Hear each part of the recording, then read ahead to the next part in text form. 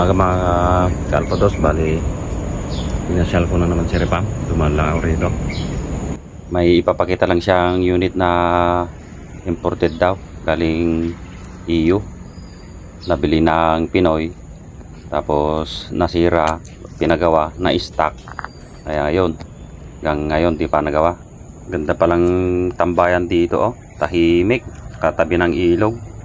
Pasensya na kayo mga lodi sa background ng ating recording. Hindi maganda yung pickup ng cellphone natin. Dinig na dinig yung rumaragas ang tubig dyan, oh, sa may malapit sa dam. Warning, PCP Airguns is not a toy. Make sure that you have enough knowledge before using it. Always practice proper safety precautions. Spring tay. Hammer. Ano na? Thank you.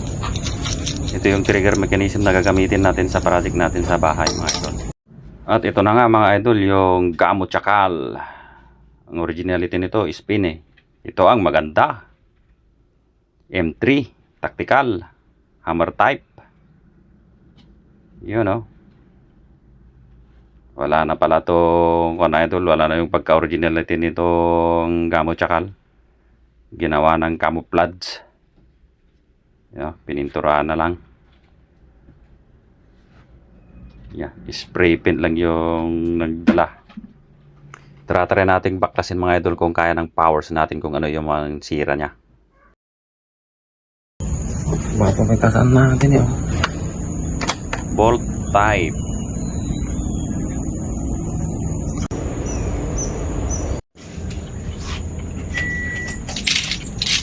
Ang dapat ito manap tayo. Oh yeah. Okay. Ang gusto lagi ni Murat nyo ko.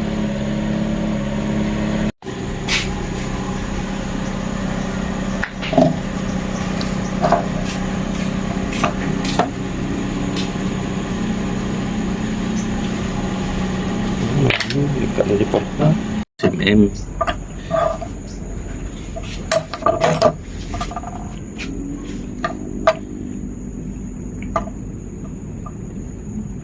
Bali, palitan na tong original spring nya. Ayan mga idol, pinagpapaklas na namin, nilabas na namin lahat yung laman loob nya. Pero parang hindi na to yung mga original na gamit, kasi hindi naman namin alam yung original na gamit nito eh. Itong unit. Yan lang kasi kami mag-open o magpaklas. Mahirap siyang ikasa o ikak. Tapos yung spring niya dito sa may receiver ang tigas. Kaya balak na rin naming baklasin para makita yung spring kung ano yung nilagay. Baka makapal. Nilagyan na nila ng tiklan yung kanya port.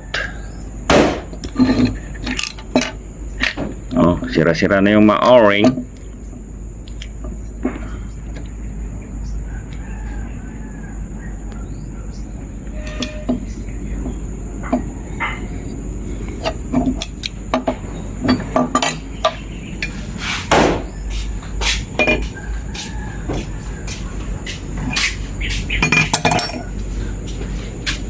Wala na idol, oh. Parang hindi niya na yung original nito. Engineering plastic na lang, oh.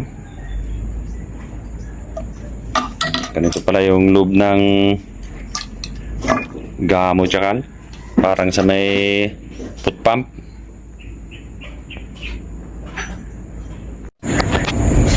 Hindi nakatakitangkunan nga kawan.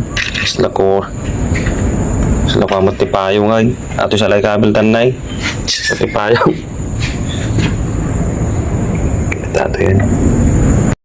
Yun, bali, luwin na natin mga kalpatos kasi kulang-kulang naman ng gamit si Boss Repam. Talagang dami na kasing sira nito. Pero nalagay na namin yung mga spring sa receiver sa may hammer. So ayun mga idol, bali inuwi na natin tong PCP na gamo. Kulang-kulang yung gamit ni Boss Pam doon.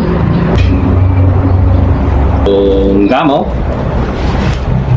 original to mga idol na nabili yata ng may-ari. Kaya lang, siguro sa sobrang tagal na gamit, nagkaroon siya ng singaw. Hanggang sa nawala yung parang kung dito, yung quick fill. Iba kasi yung quick fill nito, yung parang pin lang siya na tinutusok dito. Ngayon, kinonvertan nila ng quick fill. Yung detachable, pwedeng tanggalin. Ngayon, may butas siya sa taas, hininang. Yan. Maganda sana kung hindi nila hininang to, ginawa na lang sana ng trade.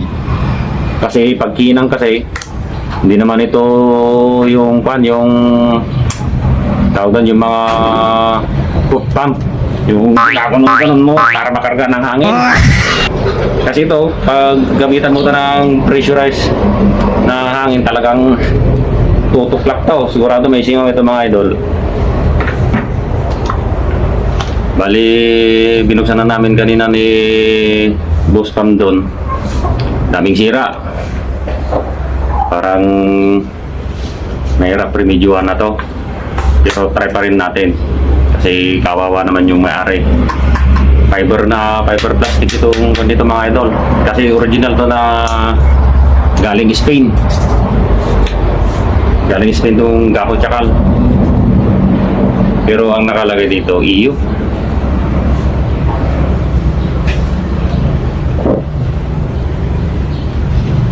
Spain pala ang original nito, yung Gamo Chakal. Tapos galing na to sa EU, made in EU, you know.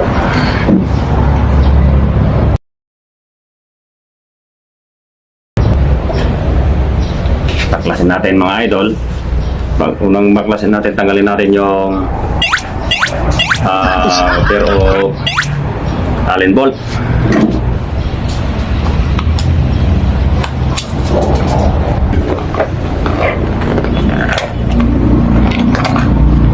Para hindi magkawalaan. Ito pala yung magasin niya. Bali 10 yung laman nito.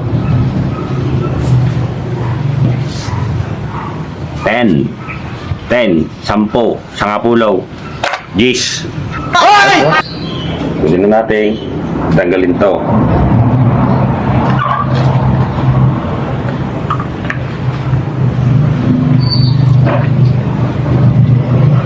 Ganda ng loob niya. Plastic, fiber plastic. Hindi siya kahoy.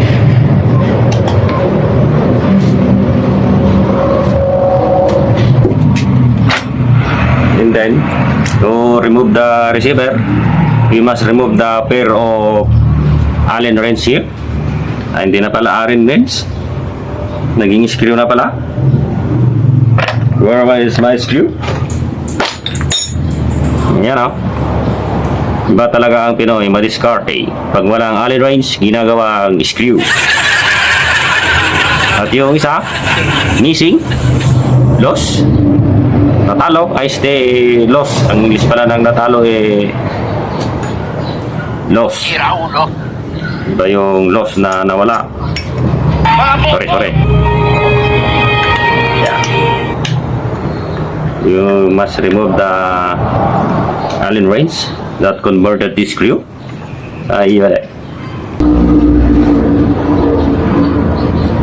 Then we put in here para hindi matalo, ay stay mawala. What? What are you talking about, man? Then second to remove. Oh, dito sa bulba na to. Ito, tanggalin natin dito. May Allen wrench pa siya.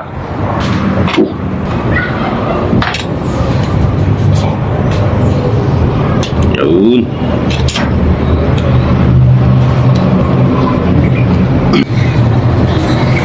Yan na mga idol. Tanggalan natin.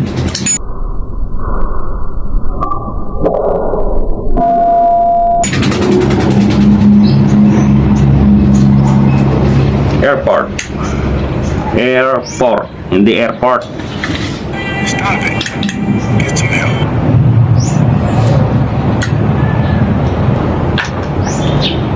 Ito yung hinihila ng bolt mga idol para mag-lock yung hammer sa may trigger mechanism.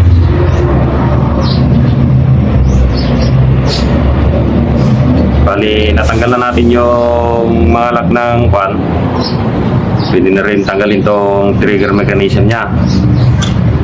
Tulak lang natin konti yung tornilyo doon o screw, allen screw. Tapos, tulak na natin ito palakas. Yawn. Bali, pinalitan namin yung spring nya na kwan. Pagtanggalin naman pala itong kwan niya mga idol, hammer niya may screw doon. May screw sa loob, allen wrench.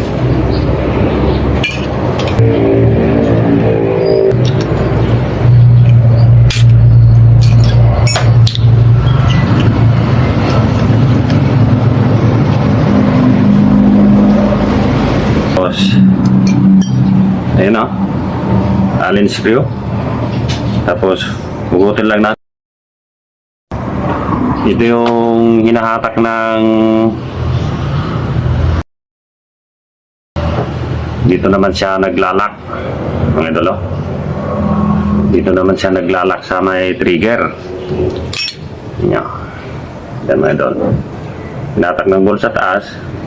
Yan. Yan na siya naglalak. Tapos pag kinalabit, bumba yan. Nababa. Takbo yung hammer. Bahala ka sa buhay mo.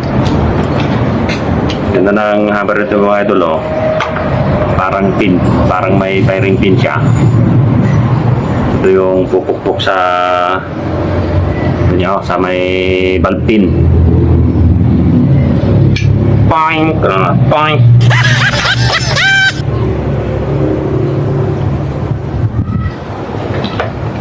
Medyo tumagalit mata ito mga idol, oh. May crack na pala. May tama na siya, oh.